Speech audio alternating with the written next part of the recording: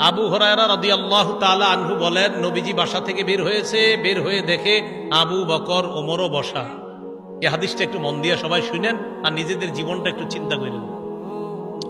নবীজি তাদের দুইজনকে প্রশ্ন করলেন, আবু বকর এবং ওমর, এই দুই সাহাবী, বিখ্যাত দুই সাহাবীকে প্রশ্ন করলেন, আচ্ছা তোমরা এইখানে এই মুহূর্তে কেন?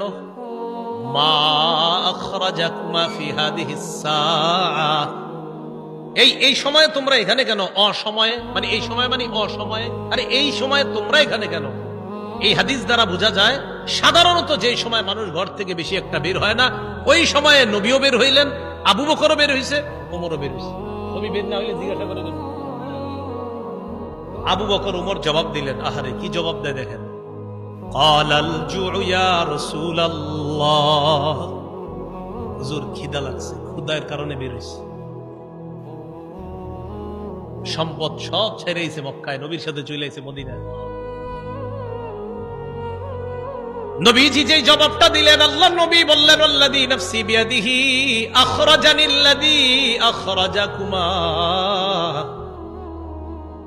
আবু বকর ওমরকে আল্লাহ নবী বলেন, আল্লাহর কসম আবু বকর ওমর, তোমরা যে ক্ষুধার কারণে বের হয়েছ, আমিও ক্ষুধার কারণে বের হইছি।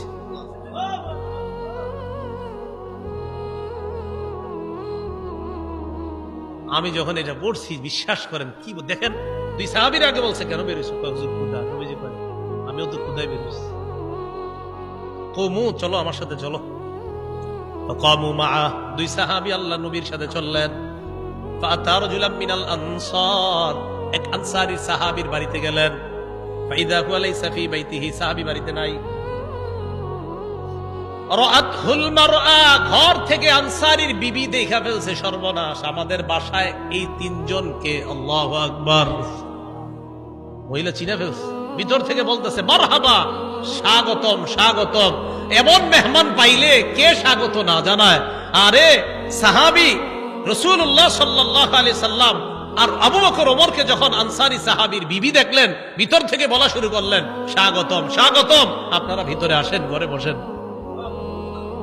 নবীজি ঘরে গিয়ে বললেন, আইনা ফুলান, স্বামী কোথায়? মহিলা ভিতর থেকে জবাব দিলেন, যাহাবা ইস্তাজিবু লানা মিনাল মা, হুজুর মিষ্টি পানি আনতে গেছে আমাদের জন্য। এবার দেখেন কি হয়, ইতিমধ্যে আনসারী সাহাবী আসছে। আসার পর সাহাবী দেখে বাসায় নবীজি, আবু বকর ওমর। আচ্ছা একটু ভাবেন তো মনে মনে, ওই যুগে যদি আপনি হইতেন আর যদি বাড়িতে গিয়ে দেখতেন হঠাৎ নবীজি আর আবু বকর ওমর আপনার ঘরে,